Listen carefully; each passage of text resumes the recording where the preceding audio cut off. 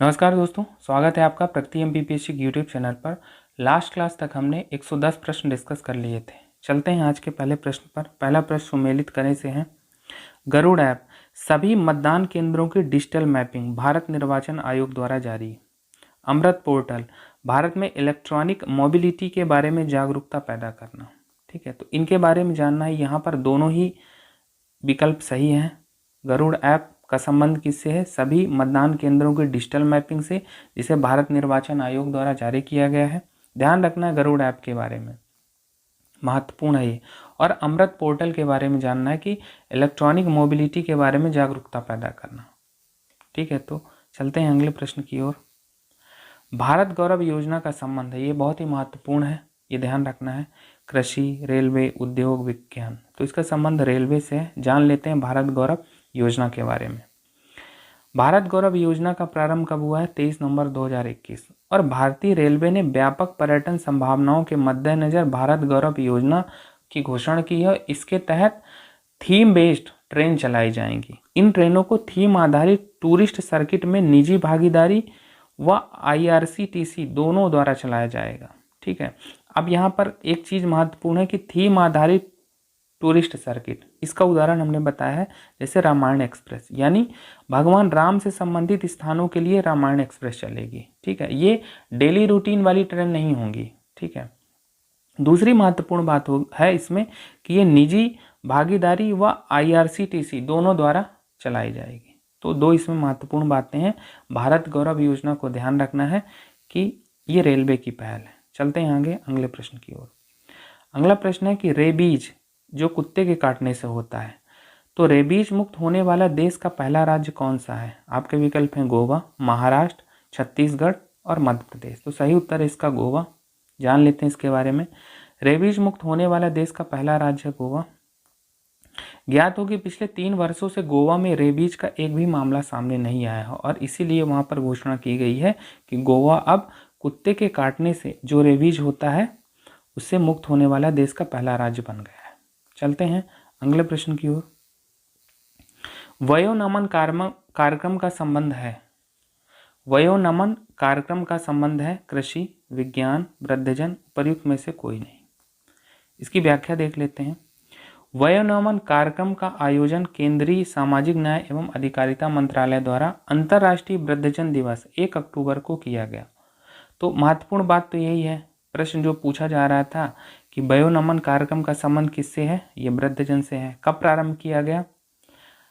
अंतर्राष्ट्रीय वृद्धजन दिवस जो कि 1 अक्टूबर को मनाया जाता है। और किसने किया? केंद्रीय सामाजिक न्याय एवं अधिकारिता मंत्रालय में। 3 इंफॉर्मेशन यहाँ पर इंपॉर्टेंट हो गई, और एक इंफॉर्मेशन यहाँ पर इंपॉर्टेंट है। और इसी अवसर पर यहाँ पर 2 पोर्टल की शुरुआत की गई है। पहला है सेज पोर्टल और दूसरा है सेक्रेड पोर्टल।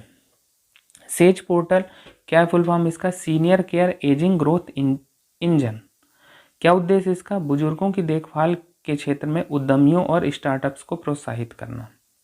ध्यान रखना है, सेज पोर्टल का संबंध किससे है? बुजुर्गों से है। और उद्देश्य को भी ध्यान रखना है। एक सेक्रेड पोर्टल है, इसका फुल फॉर्म क्या है? सीनियर एबल सिटीजन्स फॉर री एम्प्लॉयमेंट इन डिग्निटी। तो क्या उद्देश्य है? वरिष्ठ नागरिकों को निजी क्षेत्र में नौकरी प्रदाताओं से जोड़ना। तो ये 2 पोर्टल महत्वपूर्ण हैं।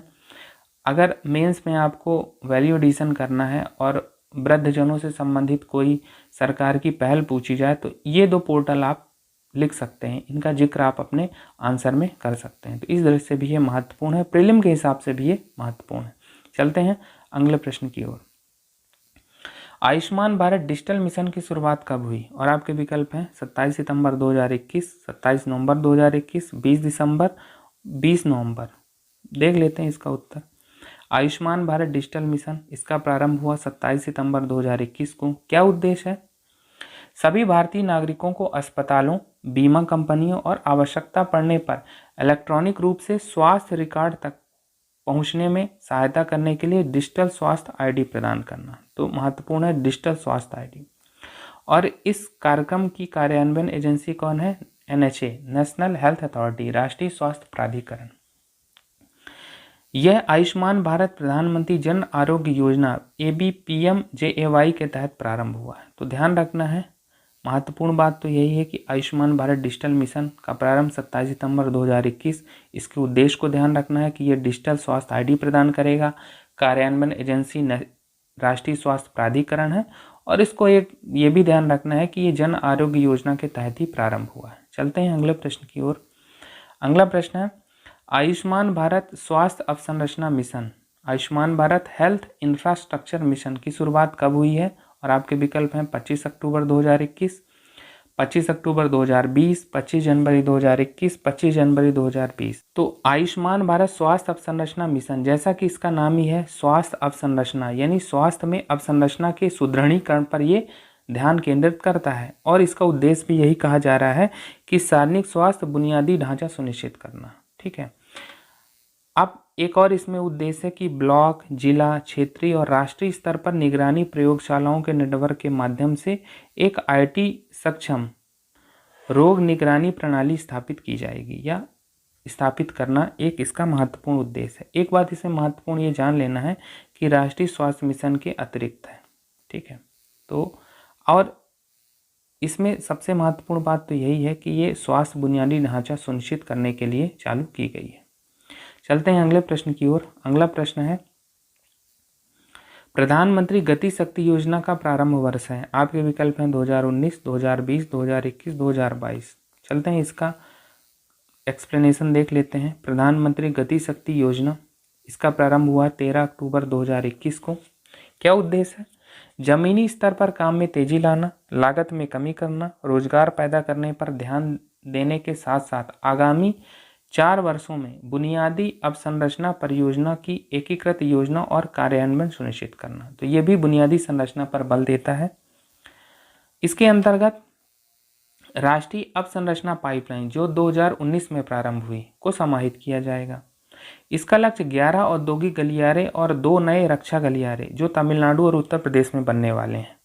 ठीक है, इसको भी बनाना है। यह बुनियादी अवसंरचना से संबंधित 16 मंत्रालयों को एक साथ लाने पर जोर देता है। जैसा कि हमने कहा कि ये 4 वर्षों में बुनियादी अवसंरचना परियोजनाओं को एकीकृत करने का उद्देश्य रखता है। तो इसके उदाहरण आप देख लो, गांव में 4G कनेक्टिविटी का विस्तार, गैस पाइपलाइन नेटवर्क का विस्तार, नेशनल हाईवे नेटवर्क, हवाई अड्डा का निर्माण, ये सब इसके उदाहरण है कि किस प्रकार से बुनियादी अवसंरचना परियोजनाओं को एकीकृत किया जाएगा। 16 मंत्रालयों को साथ में लाने पर यह जोर देता है।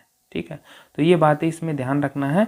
प्रधानमंत्री गति शक्ति योजना एक महत्वपूर्ण उपलब्धि है यह योजना। चलते हैं आगे और अगले प्रश्न की ओर देखते हैं। अगला प्रश्न क्या है?